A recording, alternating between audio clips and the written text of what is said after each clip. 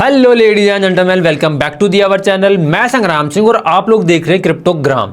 Cryptogram के नाम से ये मत सोचना कि किसी दूसरे चैनल के ऊपर आ गए, ये मेरा ही चैनल है। पहले इसका नाम ब्रेनिंग था और अब हमने चेंज करके क्रिप्टोग्राम रख दिया है। तो क्रिप्टोग्राम नाम आपको कैसा लगा, एक बार कमेंट करके पहले ही मुझे बता दो कि चैनल का नाम आपको अच्छा लगा या नहीं लगा। तो सारे के सारे कमेंट करके बताओ कि चैनल का नाम आपको अच्छा लगा या नहीं लगा। अब आज के वीडियो के अंदर हम डिस्कस करेंगे कि मार्केट में ये जो डंप आया है, ये डंप क्यों आया है। आपको कुछ पता है कि डंप क्यों आया, लेकिन क्या पहले भी पॉसिबिलिटी थी, टेक्निकली हमें पता था कि डंप आएगा या नहीं आएगा, उनके बारे में इस वीडियो के अंदर डिस्कस करने वाले हैं। और इस डंप का जो रीजन है जिसकी वजह से डंप मार्केट में देखने को मिल रहा है, क्या उसकी वजह से मार्केट में आगे भी और इंपैक्ट देखने को मिलेगा या नहीं देखने को मिलेगा, ये भी इस वीडियो के अंदर डिस्कस करने वाले हैं। और बिटकॉइन का टेक्निकली क्या सीन बन रहा है, बिटकॉइन टेक्निकली क्या शो कर रहा है, क्या पॉसिबिलिटीज बन रही है, वो सारी चीजें हम डिस्कस करेंगे। और एक और मेन इंपॉर्टेंट चीज ये है कि हमने पहले एक प्लान कर रखा था पॉसिबिलिटीज के बेस पे कि हमारी बुलरन की जो बाइंग है वो 1 लाख के नीचे देखने को मिलने वाली है। हमने प्लान एग्जीक्यूट किए हैं या नहीं किए हैं, उनके ऊपर भी इस वीडियो के अंदर डिस्कस करने वाले हैं। तो वीडियो आज का काफी इंपॉर्टेंट रहने वाला है, तो वीडियो को सभी लोग अभी लाइक कर दो और जो लोग नए हैं चैनल को सब्सक्राइब कर लो। अब सबसे पहले हम बात करते हैं कि मार्केट में ये जो डंप हमें देखने को मिला है, इस डंप के पीछे का रीजन क्या है। तो भाई ईरान और इजराइल के बीच में वॉर छिड़ी हुई थी, लेकिन उसका इंपैक्ट मार्केट के ऊपर हमें देखने को नहीं मिल रहा था। लास्ट वीडियो के अंदर मैं आपको बताया था कि ईरान और इजराइल का जो इंपैक्ट है मार्केट के ऊपर कुछ भी देखने को नहीं मिला है। लेकिन हाँ, अभी तक देखने को नहीं मिला है, इसका मतलब ये नहीं है कि आगे भी देखने को नहीं मिलेगा। और आगे हमें देखने को मिला और कल मार्केट इसकी वजह से क्रैश भी हुआ। लेकिन थोड़ा सा इसके अंदर चेंज हो गया कि पहले तो ईरान और इजराइल आपस में लड़ रहे थे, लेकिन अभी एक तीसरी कंट्री इसके अंदर इन्वॉल्व होती है और वो अपनी तरफ से अटैक करती है ईरान के ऊपर। यानी यूएस ने ईरान के न्यूक्लियर पावर प्लांट के ऊपर अटैक किया, उसको डिस्ट्रॉय किया। तो यूएस के द्वारा ईरान का जो न्यूक्लियर पावर प्लांट था उसको डिस्ट्रॉय करने की वजह से ईरान भी अपनी तरफ से काफी बड़ा एक्शन ले लिया, क्योंकि ईरान के पास एक समुद्री रास्ता जिसका नाम अजीब सा है, हरमज करके नाम है, मेरे को नाम से इसे नहीं आ रहा। तो उस रास्ते से जहां भी पूरी दुनिया के अंदर तेल की सप्लाई होती है वो ज्यादातर उसी रास्ते से होती है। तो उसने वहां से बंद कर दिया, यानी ईरान ने उस रास्ते को बंद कर दिया।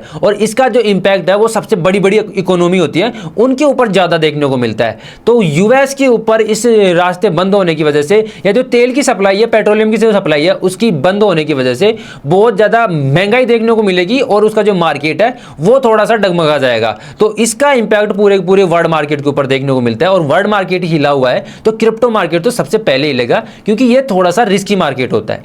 तो इसकी वजह से मार्केट में हमें कल करेक्शन देखने को मिला या डंप देखने को मिला। लेकिन क्या आगे भी इसका कोई इंपैक्ट हमें देखने को मिल सकता है? तो भाई हाँ, इसका इंपैक्ट हमें आगे भी देखने को मिल सकता है, क्योंकि अभी तक सिर्फ ईरान और इजराइल के बीच में वॉर छिड़ी हुई थी। लेकिन कल के दिन यूएस ने भी इस वॉर के अंदर इंटरफेयर किया है, और यूएस के इंटरफेयर होने की वजह से या यूएस के इंटरफेयर करने की वजह से बाकी अदर कंट्री जो ईरान के सपोर्ट में है वो भी इंटरफेयर करने की कोशिश करेंगी। और ये धीरे धीरे मल्टीपल कंट्रीज के बीच में वॉर छिड़ सकती है या वर्ल्ड वॉर का जैसा रूप ले सकती है। तो इसका इंपैक्ट मार्केट के ऊपर आगे भी देखने को मिल सकता है। लेकिन यह बात तो तब होगी जब इसके अंदर मल्टीपल कंट्री इन्वॉल्व होंगी, या इस बात को अभी की अभी ठंडी करके सुलझाने की कोशिश करेंगे। तो ये आगे की बात है, इसकी पॉसिबिलिटीज के ऊपर अभी हम बात नहीं करने वाले। लेकिन भाई ये क्रैश की जो पॉसिबिलिटी है वो हमने पहले ही प्रेडिक्ट कर ली थी, कि यानी पहले ही हमें पता लग चुका था कि मार्केट में एक क्रैश हमें देखने को मिलेगा या जो डंप है वो देखने को मिलेगा। अब इसका वीडियो मैं आपको आई बटन के ऊपर डाल दूंगा, जाके देख लेना कि हाँ, हमने पहले बात कर ली थी इस बारे में। तो ये जो डंप देखने को मिला है, इसके बाद में और कितना डंप देखने को मिल सकता है, इसकी अगर हम बात करें ना, तो भाई बिटकॉइन को टेक्निकली देखने के बाद में हमने देखा था कि बिटकॉइन 74,000 से 1,12,000 गया था। अब वहां से जो करेक्शन बनता है वो 15% का करेक्शन बनता है, और उसका जो टारगेट था वो 95,000 का टारगेट था।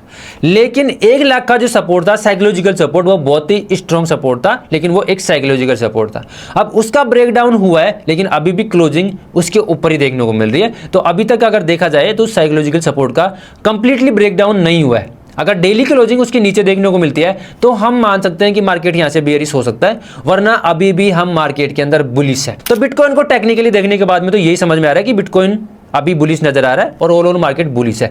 लेकिन अगर ये जो वॉर छिड़ी हुई है इसका आगे कुछ इंटरफेयर देखने को मिलते हैं, अगर मल्टीपल कंट्रीज के अंदर इन्वॉल्व होती है, तो मार्केट में और भी भयंकर हालात खराब हो सकती है और ज्यादा डाउनसाइड हमें मार्केट देखने को मिल सकता है। और हमने एक चीज और डिस्कस की थी कि जो बिटकॉइन है वो 90,000 तक जा सकता है। तो अगर वॉर छिड़ी दोबारा से तो बिटकॉइन 90,000 तक जाएगा पक्का। अब बात करते हैं कि जो बिटकॉइन है वो 1 लाख से नीचे जा चुका है। हमने जैसे पॉसिबिलिटीज देखी थी उनके अकॉर्डिंग हमने प्लान भी किए थे कि अगर बिटकॉइन 1 लाख से नीचे देखने को मिलेगा तो वहां पे हमें क्या करना है, उन प्लान्स को हमने एग्जीक्यूट भी किया है।